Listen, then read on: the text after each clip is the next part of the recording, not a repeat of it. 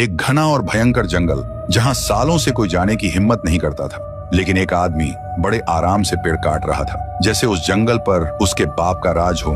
तभी उस जंगल के अंधेरे में एक घायल कुत्ता अंदर घुस आता है। आंखों में सिर्फ डर और पूरे बदन से ताजा खून टपक रहा होता है। और तभी उस आदमी पर वो कुत्ता टूट पड़ता है। फिर वो कुत्ता वहां से भाग जाता है। आदमी के हाथ से खून बह रहा था और वो डर के मारे तुरंत जंगल से अपने घर की तरफ भाग पड़ता है। जैसे ही वो आदमी गांव में घुसता है, उसकी आंखों में खून जमने लगता है और एक ही पल में उसका बदन अजीब तरह से कांपने लगता है। हाथ पैर टेढ़े मेढ़े इधर उधर मुड़ने लगते हैं। थोड़ी देर बाद वो आदमी एक खून का प्यासा जॉम्बी बन जाता है और जो भी उसके दांतों का शिकार होता है, कुछ ही पल में उसकी तरह एक जॉम्बी बन जाता है। देखते ही देखते पूरा गांव जॉम्बी से भर जाता है। हर तरफ सिर्फ लोगों की दहला देने वाली चीखें।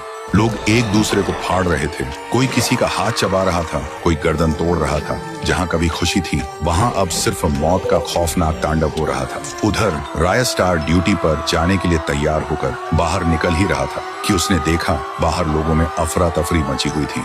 लोग इधर उधर भाग रहे थे। रायस्टार को समझ ही नहीं आया ये हो क्या रहा है। तभी उसके फोन पर एक कॉल आता है। कॉल था डॉक्टर कबीर का। डॉक्टर रोती हुई आवाज में बोलता है, रायस्टार, तुम जो बाहर देख रहे हो वो मेरे कारण हुआ है। मैं एक ऐसा सीरम बना रहा था जो इंसान का जख्म बिना दवा पिए तुरंत ठीक कर दे। पर जब मैंने उसका टेस्ट एक घायल कुत्ते पर किया तो उसने अजीब हरकत की और वहां से भाग गया। मुझे लगता है उस कुत्ते ने ही सबको काटा होगा, इसलिए पूरा गांव जॉम्बी बन गया। लेकिन अगर तुम उस कुत्ते का खून ला सको तो मैं इसका इलाज बना सकता हूँ। रायस्टार बोलता है, तुम इलाज की तैयारी करो, मैं उसका खून लेकर आऊंगा। और बिना एक पल गवाए रायस्टार जंगल की तरफ चल पड़ा। जंगल के अंदर घुसते ही वो देखता है वही कुत्ता जमीन पर लेटा हुआ है। जैसे ही कुत्ते की नजर रायस्टार पर पड़ती है, वो भड़क जाता है।